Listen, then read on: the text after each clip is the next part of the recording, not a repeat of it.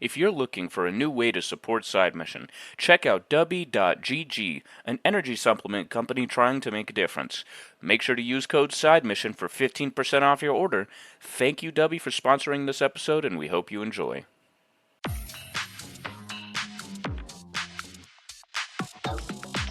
Welcome into the newest episode of Side Mission.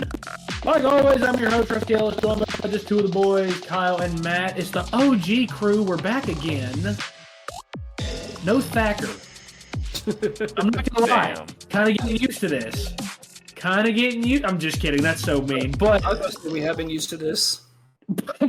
Damn, man. Jesus. Holy fuck. I've been expecting that. Holy shit.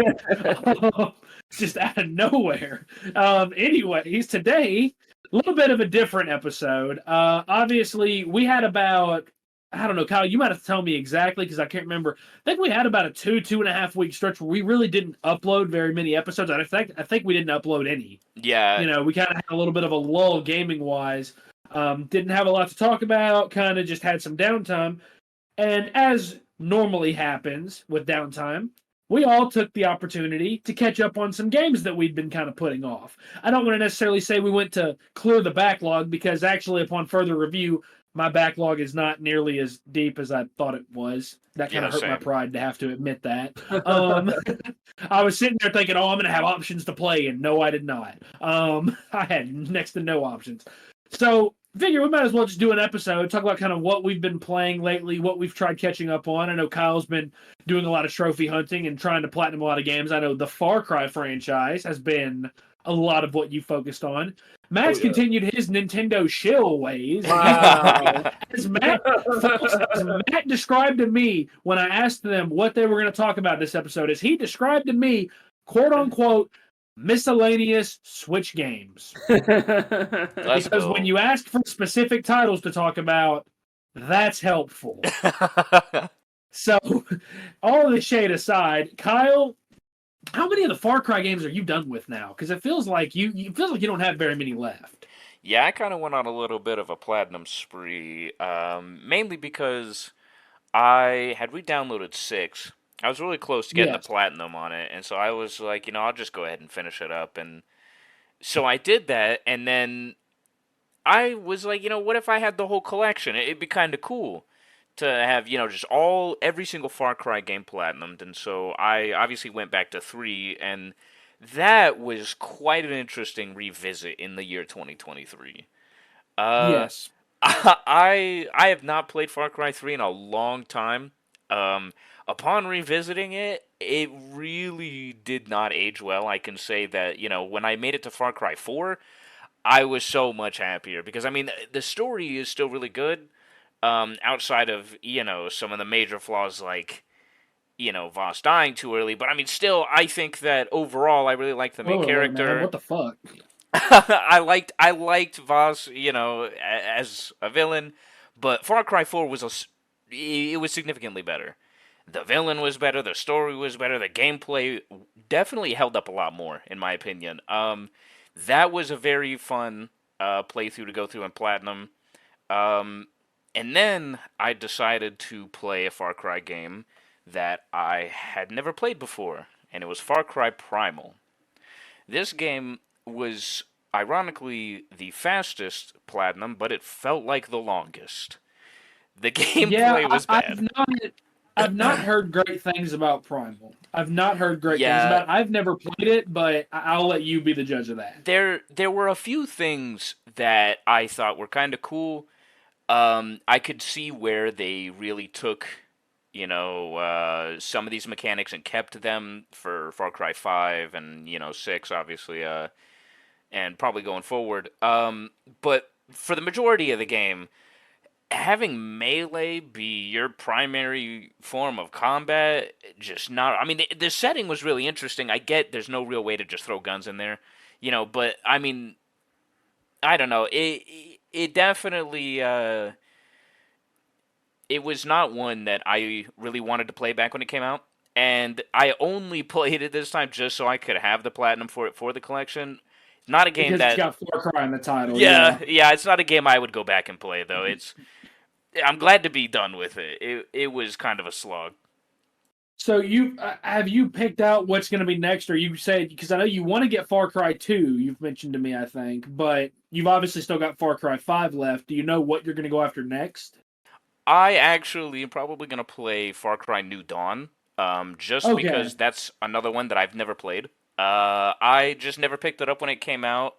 I think it was because when I played Far Cry 5, I mean, I really, really liked it, but I played it so much, with it being such a big game, and I obviously, played it with friends as well. I kind of got burnt out by the time that New Dawn came out, and I just didn't want to pick it up. But I'm kind of excited to go into it. Getting off of Primal, going into New Dawn, I think I'm going to be very, very happy when I get more downtime and get to go back and finish those. But after that, I will probably finish out Far Cry 5. But Far Cry 2, I actually have to wait until they add that because it's not on PS5, it's only on PS3, but it does have a platinum. So hopefully PlayStation will put that on because I know they've been doing a lot with the backwards compatibility with all the PS1, PS2, and PS3 games.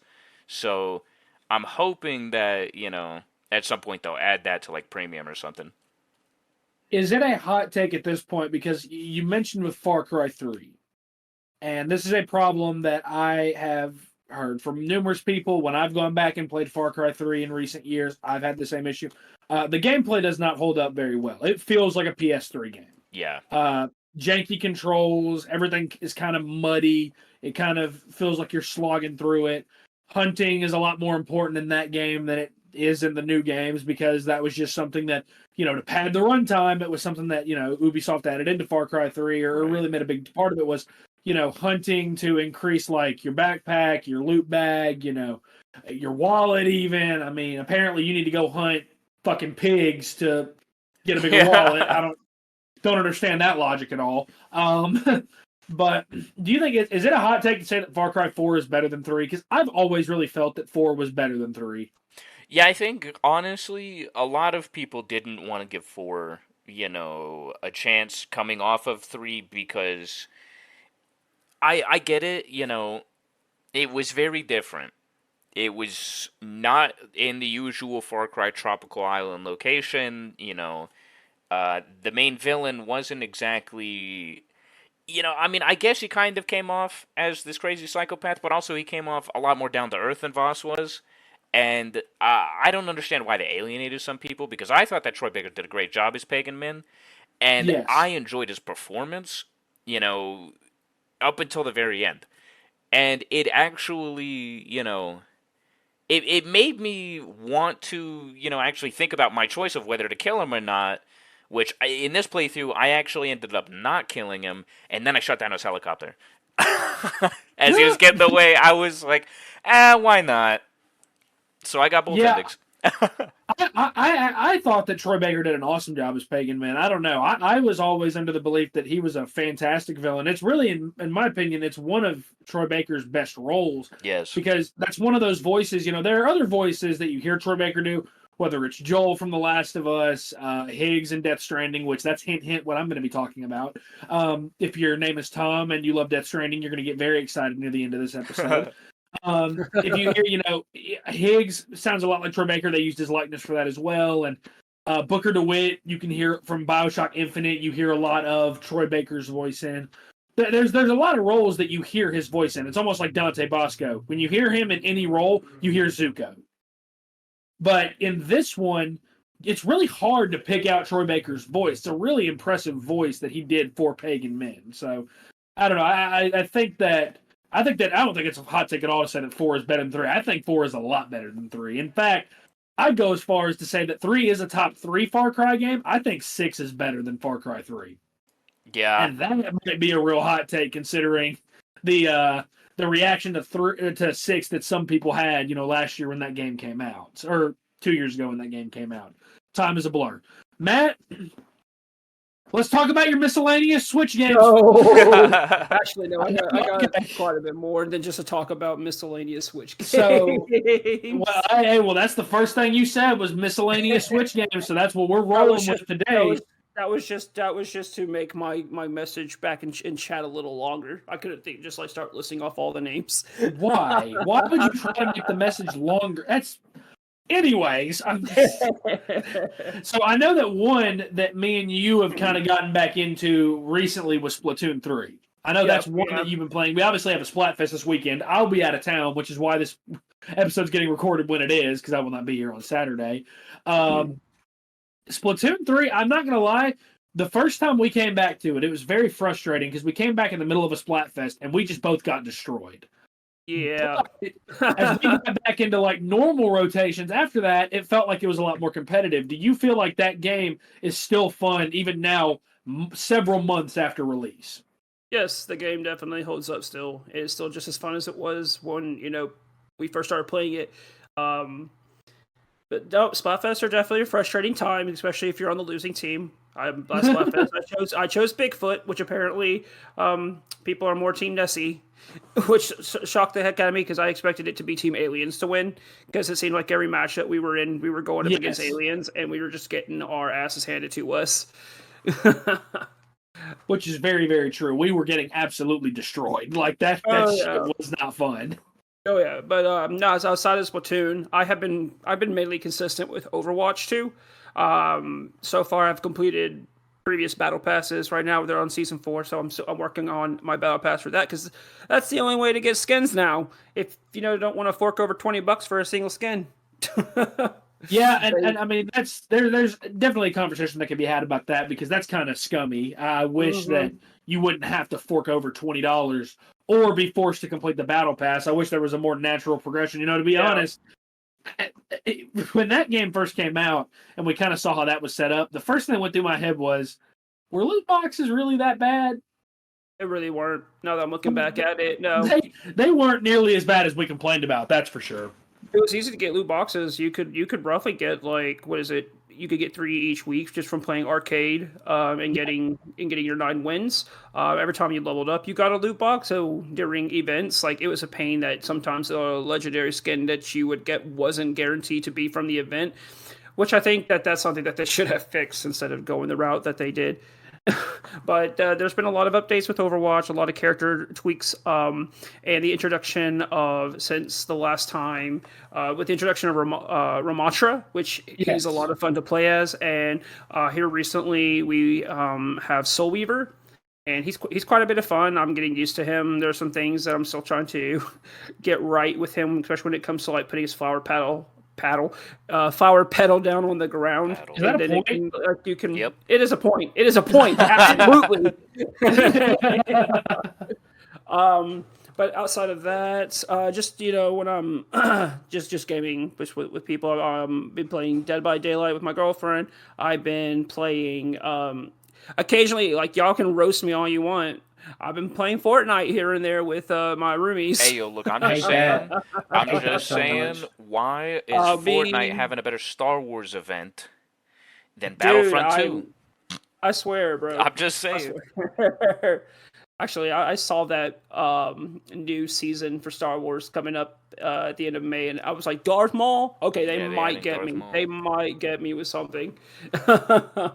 The other thing that I just got done playing here recently was Burning Shores DLC for Forbidden West. How was that? Because I've talked about wanting to get it whenever I have like when I'm a little bit more like steady in the middle of the month after bills. Is it worth the price in your opinion? Yeah.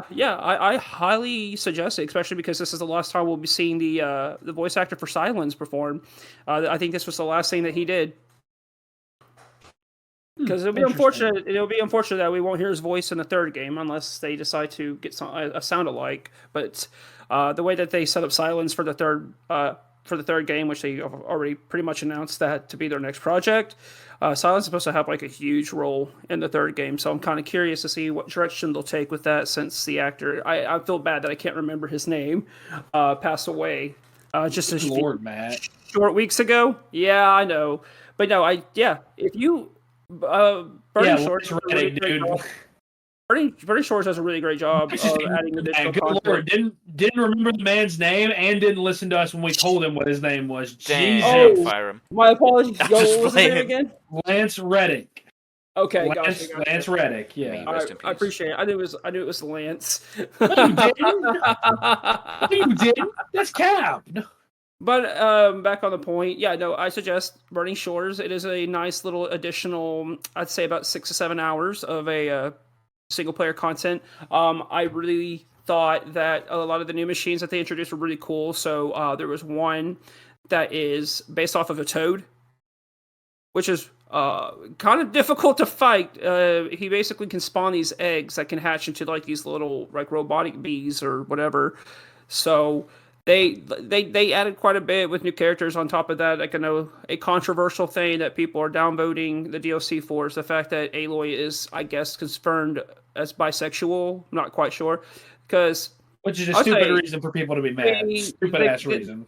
The kiss at the end is completely optional, so it's not necessarily canon because Aloy. Oh no, it's canon. As I would love to see. I'd love to see Aloy. I'd love to see Aloy get like this more type of development because I think that they did a really good job with her in the DLC compared to the main story. I agree. I just feel like Aloy has such potential to be one of like the top gaming icons like a lot of other PlayStation mascots are. She has the potential. I mean, Sackboy got her beat. I'm gonna be honest. Sackboy is the mascot, though. Here's why I say otherwise, though. You can't tell me that in either of the first games that Aloy was a standout part of the game. You can't tell me that. Not really. And that's my problem. Is that the first game I thought she was really good, and obviously we have a much more extensive review that we've already put out for Forbidden West that kind of detailed my issues with her character. Yeah. I think that they are going to have to write her because actually Birch is doing everything she can to make the character great. She is doing everything she can to make the character great. It is not a voice acting problem. She's been awesome. Yeah. It's a writing problem that I have because and people are wondering why both the first two games have gotten overshadowed a week after they came out. It's not just the fact that Breath of the Wild and Elden Ring came out. It's also because like the stories just weren't great. They're just kind of okay. They're just good. Like they're not very memorable. You don't end up thinking about them for very long. I think that the third game, which now that I know that there is a third game, and we already knew there was a third game coming when you get to the end of the Forbidden West. I will be making a futures bet that Mario Odyssey 2 will likely release the following week. Because that would go right along with trends of the first two games. There will likely be a major game that gets launched 1 week later. I'm going to put my money down that it's probably going to be Mario Odyssey 2. It's going to be a big one for sure. Yeah, it'll be a big one. But it's good to hear that Burning Shores is good. I love the people that got mad at that shit because it's exactly what you just said. Like the kiss is optional. And that's the part that nobody on Twitter, none of the people that are getting outraged want to show that. You literally have to make that choice to do it. Like, you can just not do it. It's kind of funny. Now, this is where Kyle would chime in normally and go, well, you can also just not breathe. But I have one additional thing I do want to add to the Burning Shores. I completely understand why this was a PlayStation 5 exclusive because the final fight is probably the most impressive technical feat I have ever seen done in a video game. Like I haven't seen it. I'll really something that I can explain, but I would definitely check it out because, that was something. The fact that it was happening all in real time.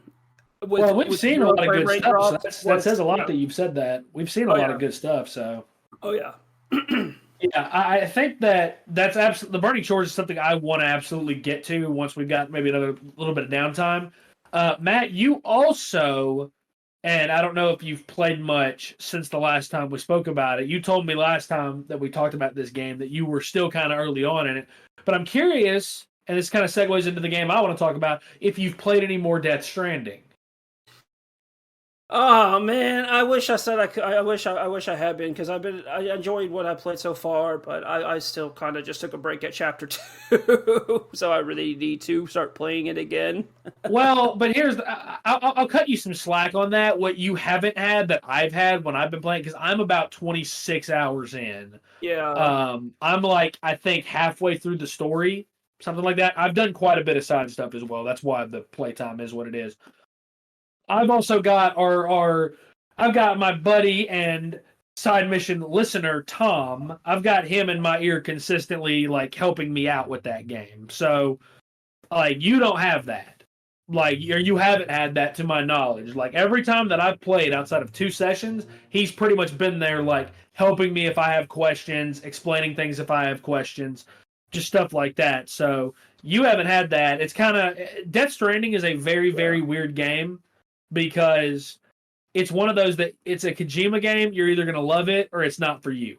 Yeah. And there's no real in between. Like, there's not really. Well, I say that, and I kind of am in between. So that kind of contradicts what I just said. But I will say, because I've given Death Stranding, this was the 3rd time that I had started it. And while I enjoy this game, and I think it is a very, very good, relatively high quality game, I think that the argument that it is some work of art is quite overstated. I think that people that say that they can't get through the opening hours without getting bored, I can't exactly blame them. It's not exactly an exciting opening. Like, I would say the first 5 or 6 hours really are not very exciting whatsoever. You more or less have to just grind through all of that to get to anything that is interesting. And if you can't do that, it might just not be for you. So I think that Death Stranding, and playing a little bit more of it, I think it's a very, very good game. I think that the fan base of it is also another reason why a lot of people can't get into it. I think that fans of Kojima games love to make excuses for why his games are the way they are. I've tried Metal Gear Solid 5: The Phantom Pain, again, another game that people raved about and said was incredible, and I just couldn't really get into it. I thought it was super interesting, can get into it. I think that Death Stranding is worth trying, but if you're out there and you've tried playing it and you've gotten a few hours in and you just can't push forward through it, I get it. I get it. Not everybody has Tom in their ear like I do to push them forward. So I have enjoyed my time with the game. It's certainly not a game that I'm going to look back on and say it was a masterpiece, though. At least not in my opinion. The other game, and I am so glad that neither one of you were in a party with me last night to hear this rage. I've gotten back into Mario Maker 2 a little bit, and full transparency there, it's mainly because one of my favorite YouTubers, it's one of his biggest series, that being, Dashi XP, Dashi Games, whichever name people know him by. And I have to give him his flowers because I've watched so many of his videos where he, can't beat some of these levels his subscribers make him. And I'm sitting there thinking, okay, he's just shit at the game, I guess. That man is very, very good at the game. And I learned that last night when I tried playing one of the levels his subscribers made that he beat in 5 tries. It took me 4 hours to beat it. Oh, man. And it was just a 30-second speedrun level. Wasn't a tough puzzle to solve. It was literally just a speedrun that in a minute, I was probably getting 7 or 8 attempts in per minute. I would love to know the breakdown of how many total tries. I would wager that I probably, before I finally finished it, I would wager that I probably tried it over 800 times. And that's not an exaggeration. That's not an exaggeration whatsoever. I have to give him his flowers, though, because as much as I've seen him get frustrated and not finish levels because they're too hard, he's also beaten just as many that I'm like, how in the world did he figure that out? So he might be the greatest. Me and Kyle, we were talking about earlier, might be the greatest Mario Maker player in the world, only rivaled by Chiz with Mario Sluggers. Yeah, for real. So, because I showed both of you that level, and that shit was insane. Yeah, it's whoever made it, insane amount of detail to get all of that timing stuff right. So that's a game I'm going to put more time into is Mario Maker 2. The 2 other games in my backlog, and Matt will be like, well, you need to play those now, are both games from this year because I need to finish them. And that's Metroid Prime Remastered and Bayonetta Origins. I need to get back on those. I know that for a fact. I know that I'm close on Bayonetta Origins, but Metroid Prime Remastered I'm a little bit further off on.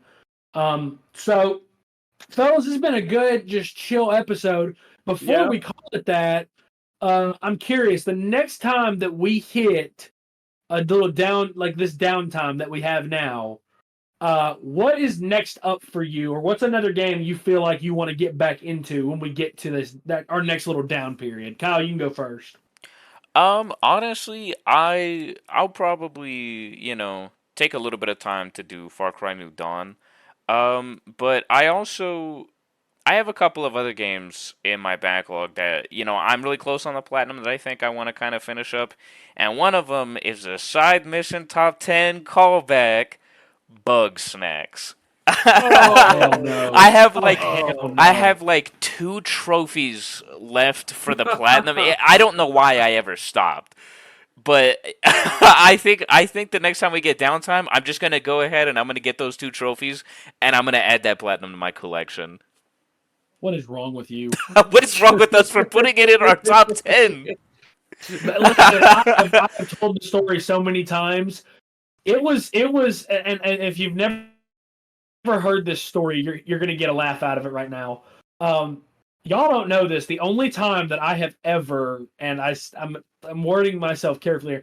The only time on the top 10 that I have ever rigged the results was with Bug Snacks. Bug Snacks was supposed to be ninth on the list.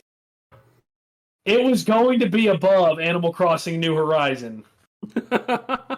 And I did not want to hear it from Matt if Animal Crossing New Horizon was below Bug Snacks. So I changed one of my votes and lowered Bug Snacks by like 2 points on the list. And so we didn't put it below, or we didn't put it above Animal Crossing. So, Matt, you can't say that I wasn't looking out for you. Now, to be fair, 9th place, 10th place, who the fuck cares? But, you know, you can't say that I wasn't looking out for you a little bit there. Oh, you definitely were. I don't want to imagine having to say that Bugsnax was ranked higher than Animal Crossing. Yeah, that's Animal Crossing New Horizon is like a top 10, top 15 Switch game of all time, and in terms of quality, not in terms of It sales. was it was the number one pandemic game. Let's just say that. Well, it didn't have much. It didn't have much competition there, did it? But No, not really. Matt, what are some games that you want to get back into? Obviously, we don't know when this downtime's going to come because literally this time next week we'll be a day away from well, we're recording on a Wednesday. By the time this episode comes out, we're preparing for Tears of the Kingdom, and then after that we've got Lego 2K Drive. If I just said that wrong, forgive me. We've got that. And then early on in June, I think we have Diablo 4. So we're not going to have downtime really anytime soon. But what's a game that's on your mind that you want to get back into when we get to that point? And downtime, it almost feels just like yesterday because it doesn't feel like we got that anymore. Really, I mean, it's like we were talking about earlier. It's I do want to get back into Death Stranding. I have been considering finally getting and playing Red Dead Redemption 2 is one thing that keeps coming back to my mind. That's a big one. I know That's an hefty one. It's a lot of time into that one. I keep seeing like all these top 10 lists on like game ranks and all that, and it's always talking about like the Red Dead Redemption, which it looks a lot of fun. I really wish that I actually played it when it first came out. Really, that's really it at the moment. Like just like whatever comes to Game Pass, I want to get caught up on. Whatever comes PlayStation Now with the premium users, I just things I was on there to play. I started replaying Assassin's Creed Rogue. I never played its original release, so that was one that I downloaded and started playing. It's nice to have a kind of a older style Assassin's Creed game that actually feels like Assassin's Creed, which I really hope Mirage comes out this year. What's the deal with that? If there's really nothing. Ubisoft will have a event next month, so I'm pretty sure we'll see more about it there. It comes out. It comes out this year. I'm saying it comes out in August. I'm hearing August. Yeah, that's actually what I'm hearing. I hope it doesn't. That would be a bad decision for Assassin's Creed if it does. I think that's when it's coming out. I think it would be smarter to release a month later, but August is already pretty loaded. I think they would be better off release if they do pick that. That's a lot of faith in that game. Unlike the developers of Redfall, who decided to put the review embargo, set it up to where it didn't expire until an hour before the release. And we're gonna have a review of that game. I'm gonna go ahead and tell you right now, I'm the only one that's played it. and it's not very good. Hmm. It's not very good. I've played 2 missions.